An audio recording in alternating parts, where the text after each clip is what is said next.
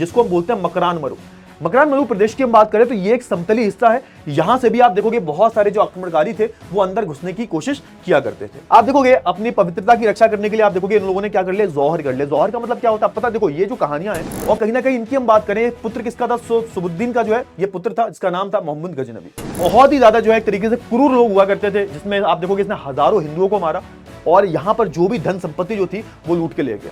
अगर मैं मंगोलों की बात करूं तो भैया चंगेज खान ने तो पूरा ही लगभग 1/4 पृथ्वी को तो कब्जा लिया था उसने।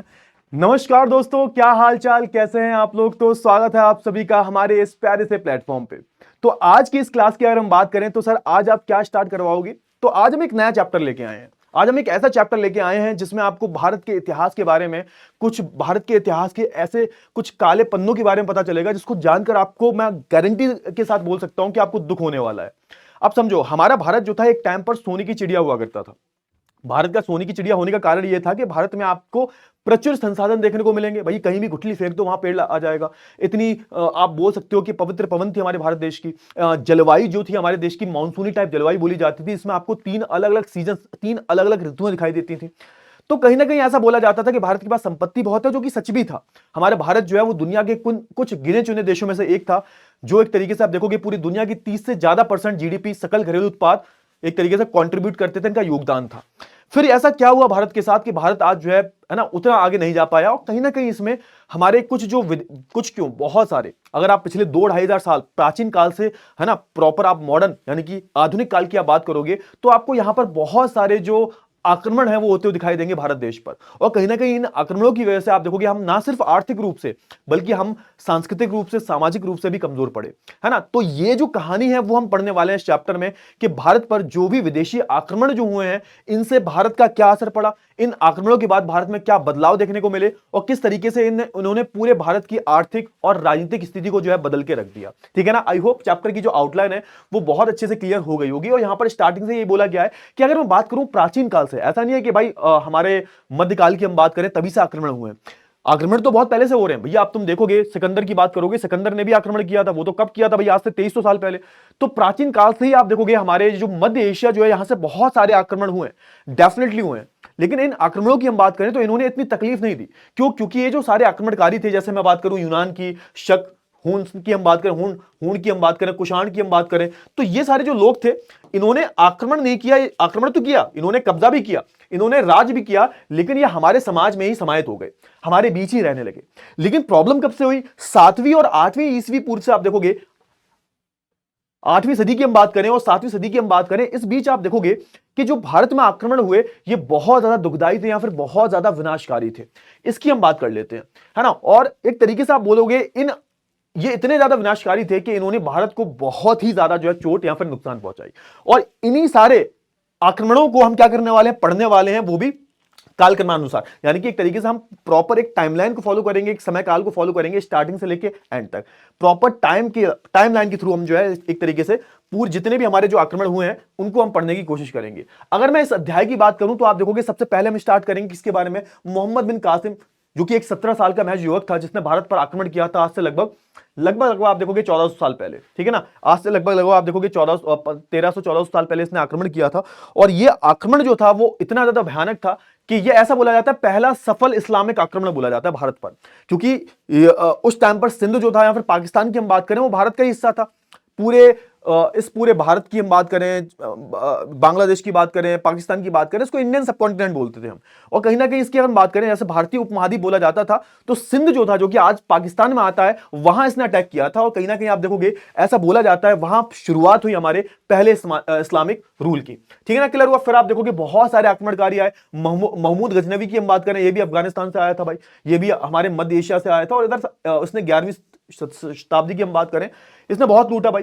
सोमनाथ मंदिर पर हमला किया और एक बार नहीं बार बार इसने लूटा। मोहम्मद गौरी की हम बात करें, मोहम्मद गौरी के आक्रमण की हम बात करें, यह हारा था शुरुआत में तराइन के युद्ध में, लेकिन बाद में आप देखोगे दूसरे तराइन के युद्ध में इसने पृथ्वीराज चौहान जी को हरा दिया था। और यहां से आप बोल सकते हो यहां से पहली नींव रखी गई मुस्लिम रूल की हमारे देश में, इस्लामिक रूल की हमारे देश में। फिर आप देखोगे मंगोलों ने आक्रमण किया, लेकिन इनके आक्रमणों को रोक दिया गया अलाउद्दीन खिलजी के द्वारा। तैमूर ने आक्रमण किया, तैमूर तो लूटने आया था, रूल करने नहीं आया था, लूटने आया था। और कहीं ना कहीं इसने हमारे दिल्ली पर ये कुछ दिन रहा भी, 1 महीने रहा, और 1 महीने के अंदर आप देखोगे इसने 1 से 2 लाख लोगों को मार दिया था, है ना, वो भी धर्म के नाम पर। बाबर ने आक्रमण किया, नादिर शाह का आक्रमण हुआ, फिर आप देखोगे नादिर शाह का ही एक जनरल था, इसका नाम था अहमद शाह अब्दाली, इसका चेला था, इसने भी आक्रमण किया। और तीसरा जो बैटल हुआ था पानीपत का, उसमें मराठास को इसने हरा दिया था। तो कहीं ना कहीं ये पूरा हमारा काला इतिहास है, और इस काले इतिहास के बारे में हम बात करने वाले हैं। क्लियर हुआ ना? चलिए, अब ये यहां पर वही बात बोली गई है कि हमारा भारत देश जो प्राचीन काल से एक बहुत ही ज्यादा सभ्य देश रहा है। और यहां पे यही बोला गया है कि 7वीं शताब्दी के बाद क्या हुआ, 7वीं शताब्दी की बात की आप बात करोगे तो जो गुप्त वंश जो था इसका पतन हुआ। उसके बाद आप देखोगे बहुत सारे, जब जैसे ही राजनीतिक अस्थिरता आई, जैसी पॉलिटिकल इंस्टेबिलिटी आई, वैसे ही आप देखोगे बहुत सारे जो आक्रमणकारी जो थे ये भारत में एक एक करके जो है घुसने लगते हैं। और वो बात अलग है कि इनको बहुत साल रोक के भी रखा, इनको 250 से 300 साल तक अच्छा खासा जो है समय तक इनको रोक के रखा गया। लेकिन एक टाइम ऐसा आया कि इनको रोकना बहुत ज्यादा मुश्किल हो गया। अब यहां पे सवाल यह आता है कि सर ये जितने भी आक्रमणकारी जो थे ये भारत में एंट्री कैसे लेते थे, घुसते कैसे थे? तो आप देखोगे 3 रास्ते से, 3 तरह के मार्गों से घुसते थे। एक तो ये समुद्री मार्ग था जो कि अरब सागर से होता हुआ जाता था, अरब सागर से होता हुआ जाता था, है ना, यहां से व्यापार बहुत ज्यादा होता था। फिर आप देखोगे एक स्थल मार्ग था, दूसरे की हम बात करें स्थल मार्ग था जो कि उत्तरी पश्चिमी दर्रों से होता हो जाता था। अब दर्रों की हम बात करें, सर दर्रे क्या होते हैं? तो सिंपल सी बात है, जो पहाड़ों के बीच में जो गैप होता है जिससे घुसकर हम आ सकते हैं। क्योंकि आप देखोगे कि हमारे भारत के पास एक शील्ड है, हमारे भारत के पास क्या है सर? शील्ड है। अगर आप इधर देखोगे तो हमारे पास क्या है सर? हिमालयाज है, बड़े बड़े हिमालयाज हैं। तो आप देखोगे इधर से कोई अटैक नहीं हो सकता। फिर इधर भी आप देखोगे, इधर भी आपको पहाड़ देखने को मिलते हैं। तो कहीं ना कहीं आप देखोगे इधर से ही आक्रमण हुए हैं, लेकिन कैसे हुए हैं सर? दर्रों के थ्रू, है ना, दर्रे थे जो गैप था इनके थ्रू। जैसे आप देखोगे खैबर पास की हम बात करें, गोमल पास की हम बात करें, बोलन पास की हम बात करें, तो इन दर्रों का इस्तेमाल कर ये जो आक्रमणकारी थे ये आक्रमण करते थे। और ना सिर्फ आक्रमणकारी बल्कि जो व्यापारी हुआ करते थे, यात्रीगढ़ हुआ करते थे, वो भी इन्हीं दर्रों के जरिए आते थे। फिर आप देखोगे जो हमारा जो राजस्थान वाला इलाका है, ये वाला राजस्थान वाला जो इलाका है, राजस्थान का जो मरुस्थलीय इलाका है, यहां पर एक जगह है इसका जिसको हम बोलते हैं मकरान मरु। मकरान मरु प्रदेश की हम बात करें तो ये एक समतली हिस्सा है। यहां से भी आप देखोगे बहुत सारे जो आक्रमणकारी थे वो अंदर घुसने की कोशिश किया करते थे। आई होप आपको इतनी चीजें जो बहुत अच्छे से क्लियर हो गई। चलिए, तो हम सबसे पहले बात कर लेते हैं मोहम्मद बिन कासिम का आक्रमण के बारे में। अब मोहम्मद बिन कासिम के आक्रमण के बारे में बात करें, महज 17 साल के लड़के ने सिंध को जीत लिया था, जो कि उस टाइम पर भारत का ही हिस्सा था। ठीक है, अच्छा, अगर मैं इस आक्रमणकारी की बात करूं तो इसने क्या किया था, उससे पहले थोड़ा सा पीछे की स्टोरी जान लेते हैं। आप देखोगे एक गवर्नर हुआ करता था, है ना, इसका नाम था अल हज्जाज। अच्छा, अब थोड़ा सा मैं उस टाइम के इस्लामिक वर्ल्ड की बात करूं तो आप देखोगे कि उस टाइम पर खलीफा की पोजीशन चला करती थी। जब मोहम्मद पैगंबर साहब गुजर गए थे उसके बाद आप देखोगे कि जो कमान थी वो किसके हाथ में आ गई थी? खलीफाओं के हाथ में आ गई थी। खलीफा किसी व्यक्ति का नाम नहीं है, खलीफा एक पोजीशन का नाम है ना। और इस पोजीशन में का मतलब क्या है कि कहीं ना कहीं जो बंदा खलीफा है वो इस्लामिक गुरु है। इस्लाम की दुनिया का सबसे बड़ा गुरु कौन है? खलीफा है। और एक तरीके से ये जितने भी इस्लाम के जो भी रहन सहन के तरीके हैं, राजनीति की बात करूं मैं, राजनीतिक रूप से, सामाजिक रूप से, आर्थिक रूप से, सारे फैसले कौन लेता है? खलीफा। मतलब एक तरीके से खलीफा जो है ना सिर्फ एक धार्मिक गुरु है बल्कि एक तरीके से आप देखोगे ये सत्ताधारी भी है ना, इसके पास राजनीतिक शक्ति भी है। तो खलीफा की हम बात करें, उस टाइम पर जो खलीफा था, है ना, खलीफा वालिद से जो है इसने क्या किया? इसने परमिशन मांगी, फरियाद की, इसने रिक्वेस्ट की कि हमें क्या करना चाहिए सर? हमें सिंध पर हमला करना चाहिए। और कहीं ना कहीं इसने कन्विंस कर लिया, इसने आज्ञा ले ली अपने खलीफा से कि हाँ, ये अब क्या कर सकता है, ये अल हज्जाज जो है वो सिंध पर आक्रमण कर सकता है। अच्छा, अब यहां पे कारण आता है कि कारण क्यों, किस कारण से जो है ये सिंध पर हमला करना चाहता था। तो इसका अगर मैं तत्कालिक कारण की बात करूं, इमीडिएट रीजन की अगर हम बात करूं, तो आप देखोगे कि ऐसा बोला जाता है, ऐसा इतिहास में लिखा हुआ है कि बहुत सारे जो अरब व्यापारी हुआ करते थे, अरब के व्यापारी, जहां से इस्लाम का उदय हुआ था, तो अरब के जो व्यापारी हुआ करते थे वो भारत में ट्रेड करने आते थे, व्यापार करने आते थे। और जब ये भारत में व्यापार करने आते थे तो इनसे लूटपाट हो जाया करती थी। तो हुआ ये कि कुछ जो व्यापारी जो थे वो आ रहे थे भैया, है ना, लंका, श्रीलंका की हम बात करें, लंका से कुछ जो व्यापारिक जहाज जो हैं वो कहां आ रहे थे सर? वो सिंध की तरफ आ रहे थे। और जैसे ही सिंध के पास आए तो देबल नाम की जगह है सर। देबल एक तरीके से आप देखोगे सिंध में ही आता है, पोर्ट है एक, है ना, एक तरीके से आप बोल सकते हो कोस्टल एरिया है, आप बोल सकते हो एक तटीय क्षेत्र है देबल। यहां पर आज के टाइम पर आपको पोर्ट भी देखने को मिलता है, बड़ा सा बंदरगाह देखने को मिलता है। तो जैसे ये देबल की तरफ आ रहे थे तो आप देखोगे बहुत सारे डाकुओं ने इनको लूट लिया। अब डाकुओं ने जब लूट लिया, लूटपाट तो हो गई इनके साथ में, लेकिन अब जो गवर्नर हज्जाज जो था इसने क्या बोला? इसने राजा दाहिर जो थे, क्योंकि सिंध के राजा उस टाइम पर दाहिर थे, दाहिर की हम बात करें, हिंदू राजा थे, इनकी अगर हम बात करें तो इनसे रिक्वेस्ट की कि राजा साहब के जो क्षतिपूर्ति जो है वो कर दीजिए, क्योंकि आपके यहां पर, आपके इलाके में आकर हमारे साथ लूटपाट हुई है, आपकी ड्यूटी बनती है कि जो भी हमें नुकसान हुआ है उसकी क्षतिपूर्ति आप करें, है ना। फिर हुआ क्या? दाहिर भाई साहब ने मना कर दिया क्षतिपूर्ति देने से मना कर दिया। फिर क्या हुआ, फिर आप देखोगे हज्जाज ने ताकत के नशे में इसने बहुत सारे युद्ध करने चाहे, लेकिन हमेशा क्या करते थे, हमेशा जो राजा दाहिर जो थे, है ना, कमजोर जान का आक्रमण किए, लेकिन उसे जो है हार का सामना करना पड़ा। तो आप देखोगे कहीं ना कहीं आप देखोगे कि उस टाइम पर जो हज्जाज जो था, ये अपने ताकत के नशे में था, और इसने राजा दाहिर को कमजोर समझकर काफी सारे आक्रमण करे, लेकिन ये हर बारी असफल हुआ। मतलब ये सफल तो, आक्रमण बहुत बारी किए इसने, लेकिन ये सफल नहीं हो सका। ठीक है सर, बहुत अच्छी बात है, सफल नहीं हो पाया। उसके बाद आप देखोगे, हाँ ये देखो थोड़ा सा मैप देख लेते हैं। मैप की अगर मैं बात करूं तो ये पूरा भारत है, ये पूरा उस टाइम पर हमारा भारत हुआ करता था। और ये सिंध जो प्रदेश है, ये कहां पर आता है सर, ये सिंध प्रदेश जो आज के पाकिस्तान में आता है, ये पूरा पाकिस्तान का क्षेत्र है। यहां पर आपको सिंध प्रदेश देखने को मिलेगा। यहां पर ही आप देखोगे जो राजा दाहिर जो थे वो राज करते थे, और इस अरब सागर से जो है क्या हुआ करता था, ट्रेड हुआ करता था। इससे होता था, रस्तों से होता था, है ना, यानी कि जमीनी रास्ते से होता था ट्रेड, और समुद्री रास्ते से होता था। ठीक है सर, बहुत ही बढ़िया। आगे अगर मैं बात करूं तो आप देखोगे अब क्या हुआ सर, अब हज्जाज ने हरा नहीं पाया, तो हज्जाज का आप देखोगे ना, हज्जाज ने सबसे पहले सेनानायक, एक सेनानायक था इसका, हज्जाज का, इनके नीचे भी पूरी लेयरिंग होती थी ना। अब हज्जाज तो एक तरीके से एक जनरल है बहुत बड़ा, है ना, एक मान के चलो खलीफा को रिपोर्ट करता है सीधा ये। लेकिन आप देखोगे इसका एक बहुत बड़ा सेना नायक था जिसका नाम था उबैदुल्लाह। इसको बोला कि तुम जो है एक तरीके से राजा दाहिर पर आक्रमण करो, है ना, इसको जो है राजा दाहिर पर आक्रमण करने को भेजा। लेकिन हुआ क्या, राजा दाहिर ने सेनापति उबैदुल्लाह को हरा दिया, है ना, और एक तरीके से आप देखोगे उसको मौत के घाट उतार दिया, मतलब इसको निपटा दिया। यानी कि एक तरीके से आप देखोगे जो उसने सेना नायक को भेजा था उबैदुल्लाह को, इसको भी हार का सामना करना पड़ा। अब हुआ क्या कि हज्जाज का एक भतीजा था, अब यहां पर आता है कौन हमारा, अब यहां पर आता है हमारा मोहम्मद बिन कासिम। अब इसने अपने भतीजे को बुलाया, ये महज 17 वर्ष का था उस टाइम, और इसने क्या किया था, इसने सिंध पर जो आक्रमण किया था, सिंध पर आक्रमण करने के लिए इसने अपने भतीजे को भेजा जिसका नाम मोहम्मद बिन कासिम था। और इसने क्या किया था, इसने आप देखोगे देवल की हम बात करें, मैंने बताया ना देवल कौन सी जगह हमारी, देवल हमारी वही जगह है हमारी जो सिंध में, सिंध का जो क्षेत्र है, देवल के पास ही क्या हुआ था सर, देवल के पास ही इनके व्यापारियों को लूटा गया था। तो देवल पर जो है आक्रमण कर दिया और उसने जीत लिया देवल को। मतलब एक तरीके से यह पहला आक्रमण था जो सफल हुआ सर। और आप देखोगे यहां पर जितने भी रहने वाले जो हमारे वयस्क लोग थे, इन सबकी हत्या कर दी गई, है ना, वहां पर जो भी मंदिर वगैरह जो है उनको तोड़ दिया गया। अब ये बहुत ज्यादा दुखदाई चीज है। ठीक है, ये पहला आक्रमण था, ये पहला इस्लामिक आक्रमण था। इसके बाद क्या हुआ, इसके बाद आप देखोगे वो आगे बढ़े और उन्होंने सिंध नदी को पार कर लिया। भाई सिंध नदी को पार करने के बाद क्या होगा, तो आप देखोगे सिंध के जो अरोड़ में दोनों सेनाओं के बीच जो है 20 जून 712 ईस्वी की बात की जा रही है, यहां पर भयंकर युद्ध हुआ, जिसमें हुआ यह कि दाहिर जो थे वो वीरता पूर्वक लड़ते हुए जो है मारे गए। यानी कि एक तरीके से आप देखोगे राजा दाहिर जो थे वो उनको हार का सामना जो है करना पड़ा, और कहीं ना कहीं पहली एक सफल इस्लामिक जीत थी। और उनकी अगर बात करें, उनकी पत्नी की हम बात करें, उन्होंने किले के भीतर से 15,000 सैनिकों के साथ अरबों पर हमला बोल दिया। लेकिन हुआ क्या, सीमित साधनों के कारण आप देखोगे कि वो जीत नहीं पाए, यानी कि आप देखोगे ज्यादा प्रतिरोध नहीं कर पाए, ज्यादा विरोध नहीं कर पाए। अच्छा, आप देखोगे अपनी पवित्रता की रक्षा करने के लिए आप देखोगे इन लोगों ने क्या कर लिया, जौहर कर लिया। जौहर का मतलब क्या होता है पता, देखो ये जो कहानियां हैं, अब इसके कोई एविडेंसेस प्रूफ बहुत ज्यादा पुख्ता मिलते नहीं है कि क्या हुआ होगा असल में, लेकिन ऐसा बोला जाता है कि उनकी पत्नी ने एक तरीके से आप बोल सकते हो जौहर कर लिया था। जौहर में क्या होता है, जौहर में होता यह है कि जब कोई जैसे पता चल जाता है कि राजा हार गए हैं, तो बहुत बड़े कुंड बनाया जाता है, उसमें आग लगाई जाती है, और जितनी भी स्त्रियां होती हैं वो उस कुंड में कूद जाती हैं ताकि दुश्मनों के हाथ ना लगे। इसलिए आप देखोगे इसको हम बोलते हैं जौहर। ठीक है सर, आप देखोगे दाहिर का जो पुत्र था जैसिया नाम था उसका, उसने भी संघर्ष जारी रखा, लेकिन यह भी सफल ना हो सका। अच्छा, अब हुआ क्या, इसकी दो पुत्रियां भी थी, पुत्रियों का नाम था सूर्य देवी और परमल देवी।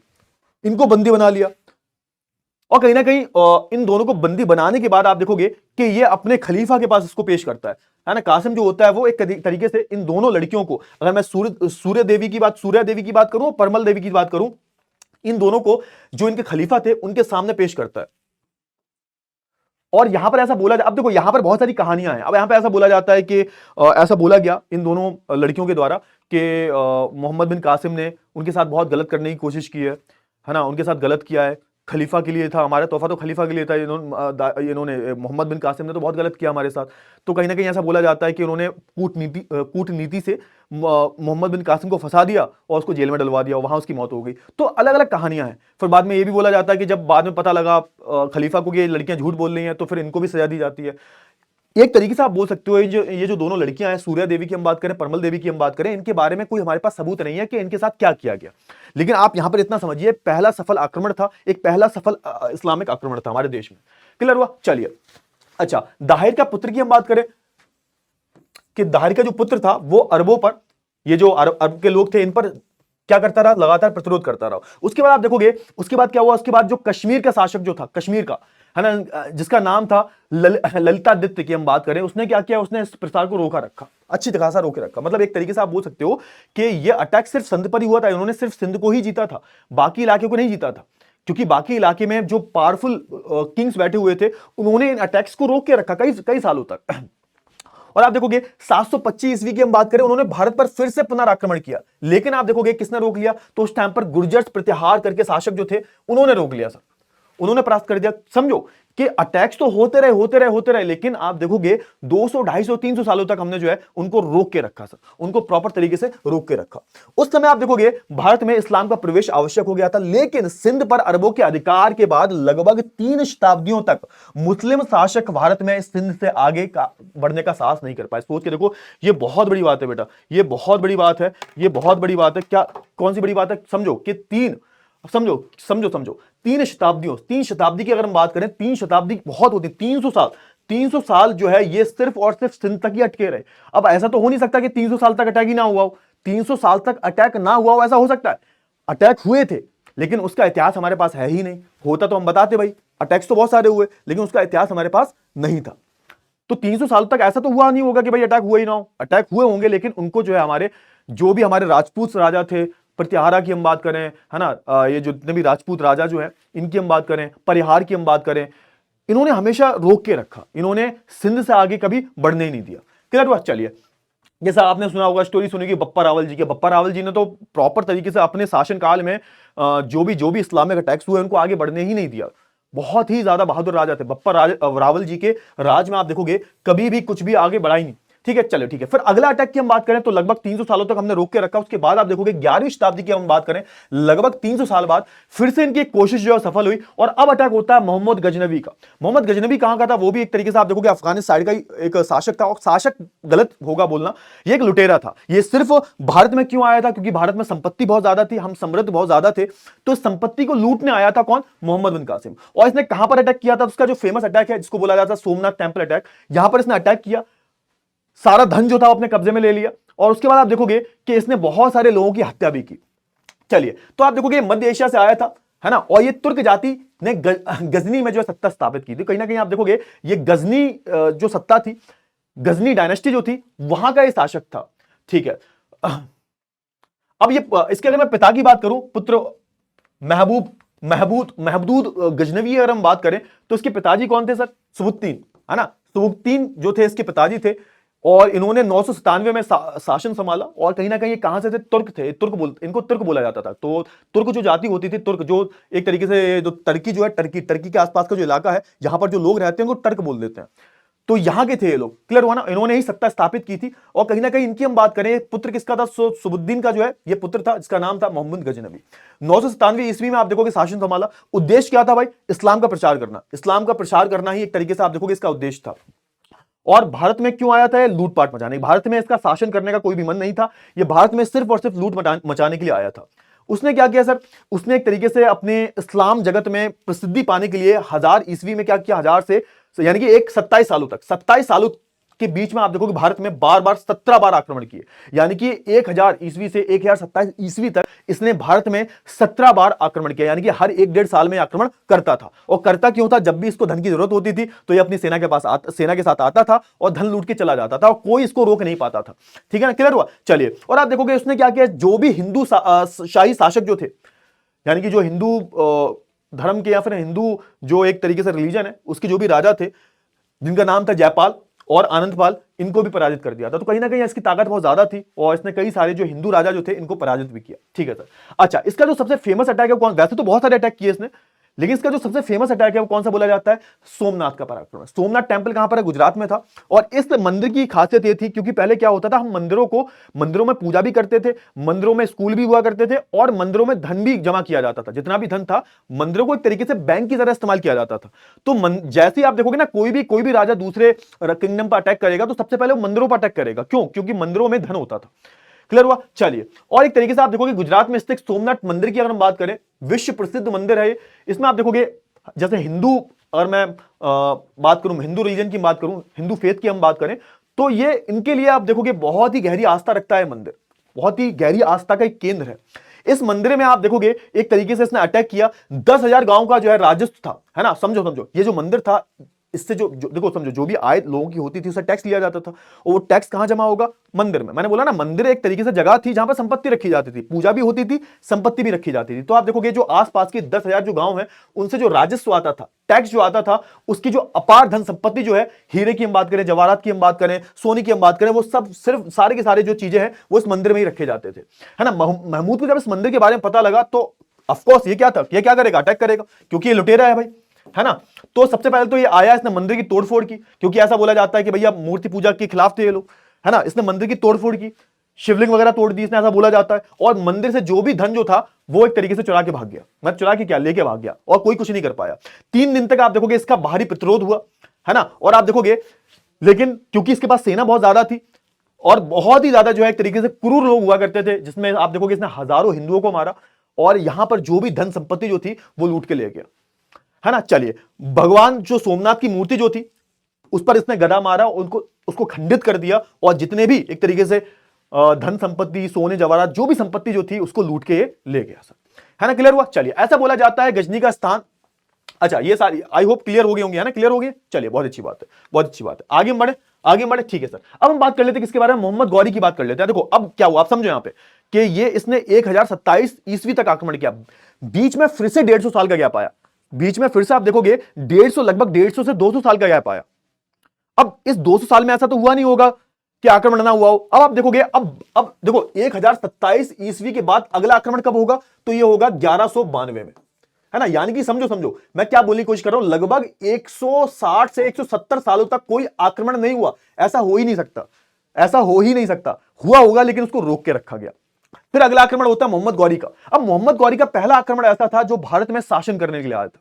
मोहम्मद गौरी का पहला ऐसा आक्रमण था जो भारत के अंदर तक घुस गया था। अभी तक तो हम सिंध की बात कर रहे थे, मोहम्मद बिन कासिम सिंध तक गया था, लेकिन यह भारत के अंदर तक दिल्ली में राज करेगा। उस टाइम पर आप देखोगे दिल्ली की राजगद्दी पर कौन बैठे हुए थे? तो हमारे वीर पृथ्वीराज चौहान बैठे हुए थे, है ना। और कहीं ना कहीं पृथ्वीराज चौहान की हम बात करें और अन्य शासकों की हम बात करें, उसने अनेकों बार जो है मोहम्मद गौरी को हराया था। लेकिन 1192 का साल जो था वो अच्छा नहीं था, और इसमें आप देखोगे जो पृथ्वीराज चौहान जो थे इनकी पराजय होती है। इसके बाद आप देखोगे कि दिल्ली का कंट्रोल किसके हाथ में आ जाता है? गौरी के कंट्रोल में आ जाता है।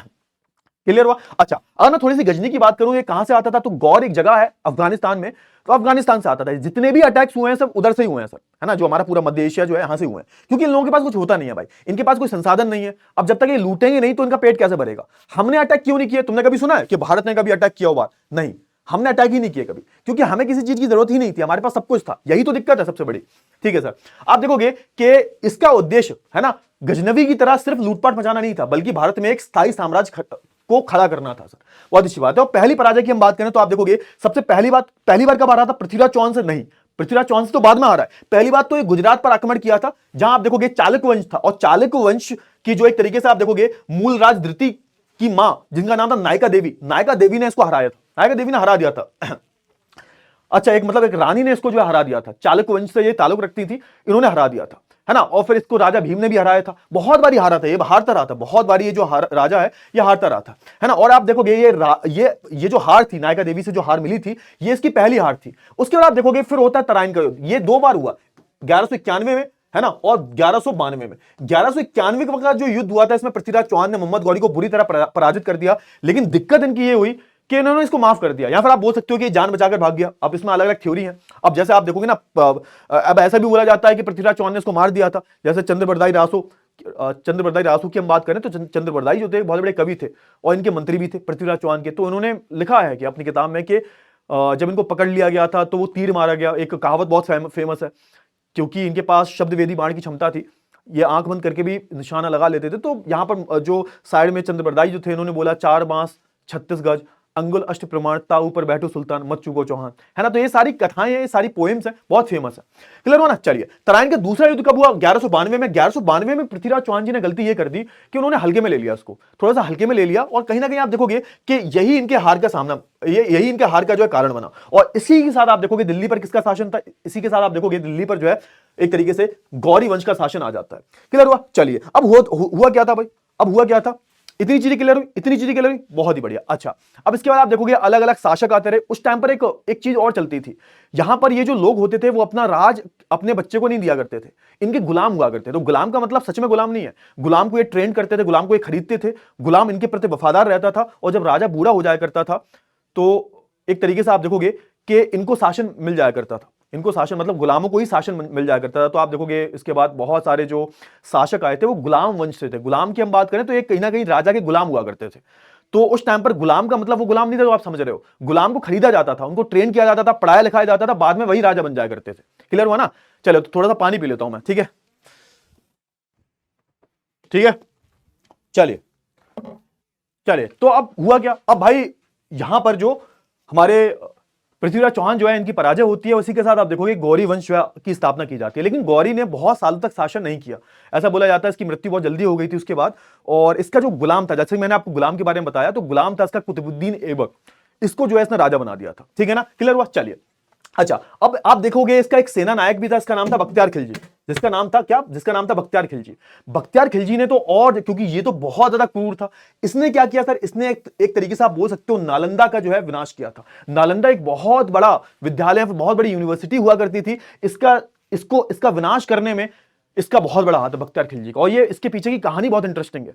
ऐसा बोला जाता है जब ये बीमार पड़ गया था तो कोई भी इसको ठीक नहीं कर पा रहा था, कोई भी ठीक नहीं कर पा रहा था। फिर यहां पर नालंदा जो विश्वविद्यालय है, इससे बहुत सारे जो इससे कोई एक बहुत बड़ा आप बोल सकते हो कि डॉक्टर था, वैद्य था, जो गया इनके पास, कोई भी हकीम इनको ठीक नहीं कर पाया था, उसने ठीक कर दिया। और उसने इनको क्या, उसने ये बोला था कि हम काफिरों के हाथ का जो है कुछ नहीं खाते, हम काफिरों के हाथ की दवाई ले ही नहीं सकते। तो उसने बोला कुछ नहीं करना है, तुम्हें कुरान पढ़नी है, कुरान पढ़ो तुम। अब बाद में पता लगता है कुरान के पन्नों में दवाई लगी हुई थी। तो कहीं ना कहीं वो जब खाना वाना खाता था तो कहीं ना, क्योंकि कुरान पढ़ने के बाद हाथ तो धो नहीं सकते, तो खाना वाना खाएगा तो दवाई जो होगी वो खाने में लग जाएगी।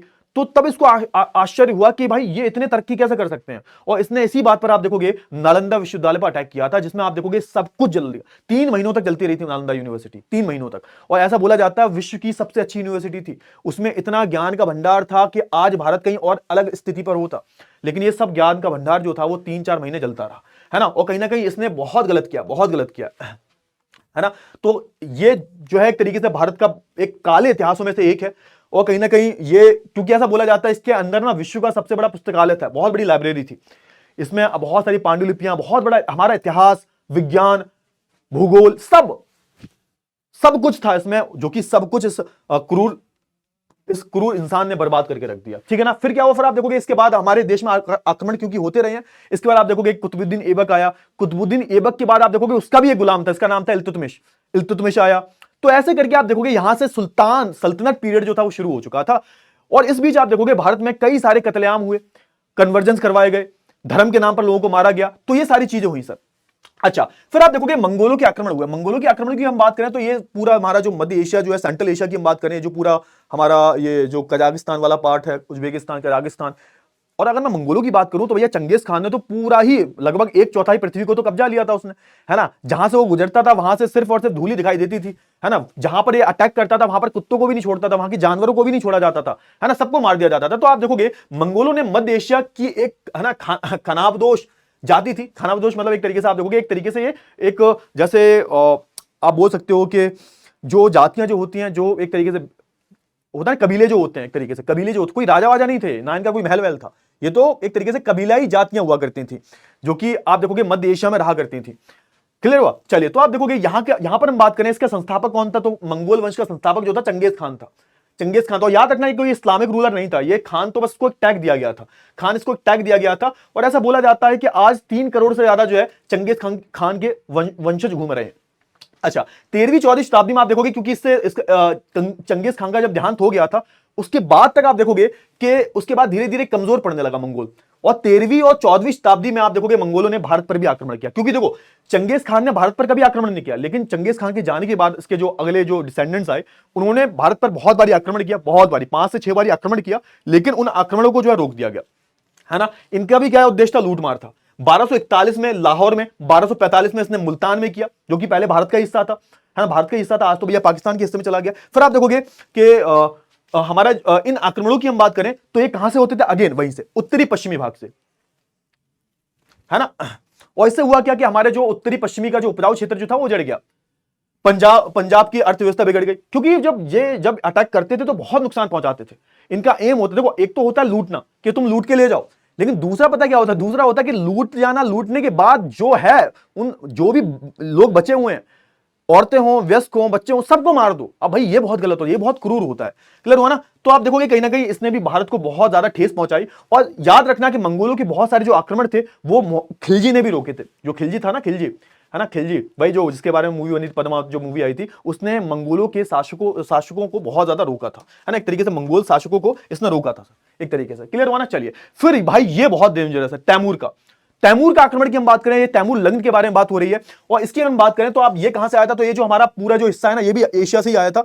और ये जो रशिया वाला हिस्सा है, चाइना वाला हिस्सा, ये सब इसी के कंट्रोल में था। ये भी बहुत ज्यादा क्रूर शासक था। तैमूर लंग की हम बात करें, ये भी इस्लामिक शासक था। चाइना पे इसने रूल किया, रशिया पे रूल किया इसने, है ना, इसने मंगोलिया पे, जहां से चंगेज खान आता था, वहां पर रूल किया। हर जगह इसने रूल किया। इसने आप देखोगे करीबन 1398 में भारत पर अटैक किया था। और उस टाइम पर भारत पर राजा कौन था, तो यहां पर था सुल्तान नशीरुद्दीन मोहम्मद, है ना। और जब इसको पता चला तो ये छोड़कर भाग जाता है, दिल्ली छोड़कर भाग जाता है। क्यों? क्योंकि इसको पता था ये तक नहीं पाएगा। और जब दिल्ली छोड़कर भाग जाता है, मतलब दिल्ली में कोई भी राजनीतिक सत्ता नहीं है। इसने जब आक्रमण किया तो आप देखोगे इसने लूटने के बाद हजारों स्त्री पुरुषों बच्चों को मौत के घाट उतार दिया। और वो भी इसने धर्म के नाम पर मारा था। जो भी हिंदू हैं उन सभी को मार दिया था। लगभग 1 लाख हिंदुओं को मारा था। इनके सर कटवाकर एक पूरा पहाड़ बनवाया था इसने, है ना, जितना भी सोना चांदी हीरे। और कहीं ना कहीं आप देखोगे ना, इससे कहीं ना कहीं हमारा भारत जो है अगले 200-300 सालों तक प्रभावित रहा।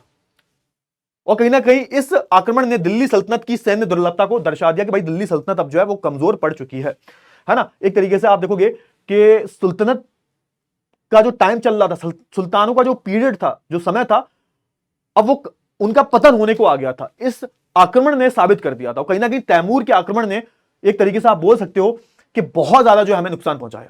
बाबर के आक्रमण की बात कर लेते तो बाबर जो था कहां से था, तो बेटा ये फरगना से था। फरगना उज्बेकिस्तान जो है ना, आज का उज्बेकिस्तान से आता है फरगना। तो वहां से ये बाबर आया था। और बाबर ने आप देखोगे भारत में आया और भारत में इसने अटैक किया था। भारत में जब इसने अटैक किया तो आप देखोगे, और ऐसा बोला जाता है तैमूर का वंशज था। तैमूर का पिता की साइड से आप देखोगे ये तैमूर का, और मम्मी की साइड से मंगोलों का, उन दोनों का मिक्स ये था कहीं ना कहीं बाबर। ठीक है ना। इसकी अगर हम बात करें तो इसने बाबर ने काबुल से भारत पर आक्रमण किया, योजना बनाई, और इसने आक्रमण भी किया, पंजाब के कुछ हिस्से को जीता। फिर इसने क्या किया, उस समय जो दिल्ली का सुल्तान था जिसका नाम था इब्राहिम लोदी, उस पर अटैक किया और उसने इब्राहिम लोदी को हरा दिया। और यहीं से सल्तनत पीरियड जो था खत्म हो गया था। सल्तनत पीरियड जो था, सल्तनत का समय जो था खत्म हो गया था। इसने इब्राहिम लोदी को पराजित किया, उनको मार दिया। पानीपत की प्रथम लड़ाई बोली जाती है। पानीपत की प्रथम लड़ाई की अगर हम बात करें, बाबर ने क्या किया था, बाबर ने इब्राहिम लोदी को हरा दिया था, पराजित कर दिया था और मार दिया था। इसके मारने के बाद ये दिल्ली का सुल्तान बन चुका था। दिल्ली की गद्दी किसके हाथ में आ चुकी थी, बाबर के हाथ में आ चुकी थी। यहीं से एक नया पीरियड शुरू होता है, एक नया राजवंश शुरू होता है। इसको बोला गया मुगल। ठीक है ना, मुगल बोला गया। और इसी के साथ आप देखोगे भारत में मुगल वंश की स्थापना की जाती है। कहीं ना कहीं ऐसा बोला जाता है इसकी जीत में तोपों का बहुत बड़ा योगदान था। तोपों ने इसका बहुत साथ दिया, बारूद ने इसका बहुत साथ दिया, क्योंकि इस टाइम पर तोप को इस्तेमाल नहीं कर रहा था। तुर्कों ने तोप बना ली थी, तो वहां से लेके आया था और उसने तोप की दम पर उनको भी हरा दिया था। क्या बोलते हैं, खानवा के युद्ध में राणा संगा को भी हरा दिया था और इसको भी हरा दिया था, लोधी को भी हरा दिया था, है ना, तोपों की दम पर। ऐसा बोला जाता है, तोपों की दम पर। अब आप देखोगे ऐसा बोला जाता है कि राणा सांगा ने इसको इनवाइट किया था भारत पर अटैक करने के लिए, किसको, बाबर को, ऐसा बोला जाता है। फिर हुआ क्या, खानवा का युद्ध हुआ। इसके बाद 1527 में खानवा के युद्ध में इसने राणा संगा को हरा दिया, है ना। और ऐसा लग रहा था कि भैया ये लोग हार जाएंगे, ये लोग हार जाएंगे। लेकिन फिर इसने जिहाद के नाम पर, क्योंकि ऐसा बोला जाता है कि राणा संगा के साइड में जो भी, है ना, अफगानी लोग थे, ये एंड में पार्टी बदल लेते हैं जिहाद के नाम पर, धर्म के नाम पर। इसलिए ऐसा हुआ, इसलिए राणा संगा जो थे हार गए। ऐसा बोला जाता है कि भैया राणा संगा ने क्या किया, राणा संगा के पास जो अफगानी लोग थे इनका सपोर्ट था, लेकिन जब इसने धर्म के नाम पर खेलना शुरू किया, इस्लाम के नाम पर खेलना शुरू किया, इस चक्कर में आप देखोगे कि बहुत सारे ऐसे जनरल थे जिन्होंने राणा संगा को धोखा दे दिया। क्योंकि स्टार्टिंग में क्या था, राणा संगा जीत रहे थे भाई, जीत रहे थे, लेकिन बाद में आप देखोगे भयंकर युद्ध हुआ और कहीं ना कहीं तोपों ने एक बहुत बड़ी भूमिका निभाई। और इसके चक्कर में आप देखोगे खानवे के युद्ध में जो हमारे राणा संगा जो थे इनकी पराजय हो जाती है। फिर चंदेरी का युद्ध हुआ। चंदेरी का युद्ध की हम बात करें, इसने मेदिनी राय पर हमला किया था। ये भी एक तरीके से आप देखोगे राजपूत, जो पूरा ये राजस्थान वाला क्षेत्र है ना, यहां पर इसने अटैक किया। राजपूतों ने अपने प्राणों की बलि दे दी और इसी के साथ में आप देखोगे मुगल सेना से भयंकर प्रतिशोध किया। लेकिन एक तरीके से आप देखोगे कि कहीं ना कहीं इस युद्ध में भी, चंदेरी के युद्ध में भी आप देखोगे इसकी जीत होती है और इसी के साथ मुगल राजवंश की जो स्थापना की जाती है। इसके बाद कौन आया? इसके बाद हुमायूं आया, उसके बाद अकबर आया। तो ऐसे करके आप देखोगे अलग अलग राजा आए। फिर आप देखोगे आखिरी जो अटैक की बात की जा रही है यहां पर नादिर शाह और अब्दाली की। नादिर शाह अब्दाली की हम बात करें, ये दोनों ही कहां से थे भाई? ये दोनों, इन दोनों की हम बात करें तो ये दोनों ही हमारे मध्य एशिया से आते थे, इराक ईरान वाला जो हिस्सा है वहां से आते थे। और इन्होंने भी इंडिया पर अटैक किया और कहीं ना कहीं मुगल शासन का, मुगल साम्राज्य का अंत हो चुका था। इसकी बात की हम बात करें, आप देखोगे ईरान का शासक जो था इसने अटैक किया। उस टाइम पर एक मुगल शासक था बहुत ही कमजोर, इसका नाम था मोहम्मद शाह रंगीला, है ना। इसने युद्ध तो किया लेकिन युद्ध में हार गया। बहुत कमजोर शासक था, बहुत कमजोर शासक था। इसी के साथ में हमारा जो पीकॉक थ्रोन जो था वो भी ये लेके चला जाता। नादिर शाह बहुत शक्तिशाली था, बहुत शक्तिशाली, है ना। आप देखोगे हमारा जो कोहिनूर हीरा है वो भी चला जाता है। जो हमारा मयूर सिंहासन जो होता है सब कुछ लूट के चला जाता है, सब कुछ लूट के चला जाता है। इसकी बेटी भी ले जाता है, नादिर शाह की जो बेटी थी वो भी ले जाता है। तो ऐसा बोला जाता है, नादिर शाह की नहीं, सॉरी, रंगीला की जो बेटी थी उसको भी ले जाता, उससे भी शादी कर लेता है। तो ऐसा बोला जाता है नादिर शाह का आक्रमण हुआ जिसने पूरी तरह से मुगल राजवंश को खत्म करके रख दिया। अब यहां पर हुआ क्या, मुगल के बाद मराठा बहुत पावरफुल हो गए थे, बहुत ज्यादा ताकतवर हो गए थे। फिर मराठा के साथ युद्ध हुआ। अब मराठा के साथ किसने युद्ध लड़ा? अब्दाली ने, अहमद शाह अब्दाली। अहमद शाह अब्दाली जो था वो इसका जूनियर था, है ना, इसका चेला मान लो तुम। नादिर शाह का चेला था अहमद शाह अब्दाली। इसने तृतीय युद्ध हुआ हमारे पानीपत का, उसमें कहीं ना कहीं इसने क्या किया, इसने जो है मराठों को हरा दिया। पानीपत की तीसरी लड़ाई हुई जिसमें आप देखोगे जो अहमद शाह अब्दाली जो था इसकी जीत होती है और मराठा जो होते हैं वो हार जाते हैं। एक तरीके से आप बोल सकते हो कि यहीं से जो मराठा साम्राज्य जो था वो भी कमजोर पड़ने लगा। और इसी के बाद क्या होगा, इसी के बाद जो अंग्रेज होंगे वो इस चीज का गलत फायदा उठाएंगे। अंग्रेज जो होंगे वो इस चीज का गलत फायदा उठाएंगे। क्लियर हुआ ना?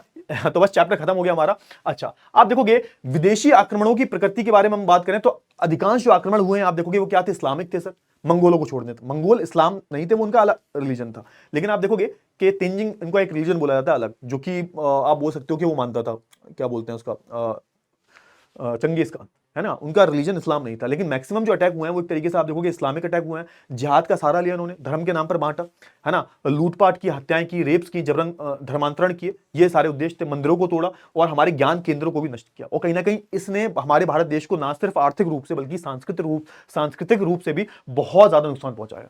हमारे शासकों की भूलें थी, बिल्कुल थी, क्योंकि अगर इनकी भूलें ना होती तो हम जीत जाते। तो आप देखोगे पृथ्वीराज चौहान की हम बात करें, उन्होंने गौरी को जीवित जाने दिया कमजोर समझ के, क्योंकि अगर उसको प्रथम तराइन के युद्ध में मार देते तो शायद द्वितीय युद्ध होता ही ना, शायद भारत का इतिहास ही कुछ अलग होता। फिर आप देखोगे दाहिर जो था कि दाहिर ने एक तरीके से आप देखोगे ऑलमोस्ट जब हरा दिया था कासिम की सेना को, थकी हुई सेना को छोड़ दिया था। अगर उस टाइम छोड़ते ना, कासिम को कमजोर ना समझते तो शायद इसको भी हरा देते। इब्राहिम लोदी की अगर हम बात करें, इब्राहिम लोदी द्वारा बाबर को तैयारी का समय देना, कहीं ना कहीं आप देखोगे कि बाबर बहुत कमजोर था एक टाइम पर और बीच में जो गैप आ गया और इब्राहिम लोदी ने भी बाबर को बहुत हल्के में ले लिया। इसके चक्कर में आप देखोगे बाबर ने क्या किया सर, बाबर ने एक तरीके से लोदी को हरा दिया। ये सारी चीजें हुई सर, ठीक है ना। अगर मैं तत्कालीन प्रभाव की बात करूं, तुरंत जो प्रभाव हुआ, जन धन का नुकसान हुआ, तुर्क सत्ता की स्थापना हुई हमारे भारत देश में, तुर्कों की या फिर इस्लाम की स्थापना हो गई। कला साहित्य को आघात पहुंचा क्योंकि हमारी बहुत सारी जो हमारी संस्कृति थी उसको नष्ट कर दिया इन लोगों ने। दूरगामी प्रभाव यानी कि बहुत लॉन्ग टर्म इफेक्ट के बारे में बात करूं तो आप देखोगे इस्लामी राज की स्थापना हो गई भाई। फिर सामंती प्रथा का पतन हुआ, फारसी भाषा का जो है उदय हुआ, क्योंकि फारसी भाषा जो थी वो इस्लाम की भाषा है। फारसी भाषा की हम बात करें, अरबी भाषा की हम बात करें, ये जो मिडिल ईस्ट की भाषाएं जो है इनका भारत में उदय हुआ। निष्कर्ष क्या निकला कि जो भी लगातार आक्रमण जो हुए हैं और राजनीतिक पराजय जो हुए हैं, इसके बावजूद आप देखोगे भारतीय संस्कृति, धर्म और सभ्यता अजय बनी हुई है। यानी कि ऐसा नहीं है कि भैया ये सब कुछ खत्म हो गया, भारत एक इस्लामिक देश बन गया, नहीं। भारत आज भी आप देखोगे एक ऐसा देश है जहां पर हर एक संस्कृति, हर एक धर्म के लोग रहते हैं और जो हमेशा रहते रहेंगे, है ना। कोई कुछ नहीं बिगाड़ पाया, है ना। सनातन का मतलब ही क्या होता है? जो जिसका ना आदि है ना अंत है ना, जो कभी खत्म ही नहीं हो सकता, ठीक है। तो आप देखोगे भारत भी आपको कुछ ऐसा ही देश में देखने को मिलता है। कितने साल हो गए? 800 सालों से हम गुलाम रहे, फिर उसके बाद अंग्रेज आ गए, है ना। क्योंकि यहाँ पे देखो सबसे बड़ी बात क्या है, मेरे बुरी बात क्या लगी, यहाँ पे अंग्रेजों का नाम नहीं है। अंग्रेजी तो भैया, अंग्रेजी क्या थे? अंग्रेज भी तो एक तरीके से लुटेरे थे भाई, उन्होंने अलग तरीके से लूटा। लूटने का तरीका थोड़ा बदल गया, शोषण करने का तरीका बदल गया, लेकिन लूटा तो उनने भी, है ना। तो कहीं ना कहीं इस चैप्टर में एक पेज और ऐड करना चाहिए था अंग्रेजों के नाम का, है ना। ये कमी लगी मेरे को इस चैप्टर में। इसी के साथ हम इस चैप्टर को खत्म करते हैं। आई होप आपको सारी जो चीजें हैं वो बहुत अच्छे से जो है क्लियर हो गई होंगी। तो अब हम मिलेंगे नेक्स्ट क्लास में, तब तक के लिए अपना ध्यान रखिएगा। Bye bye, take care.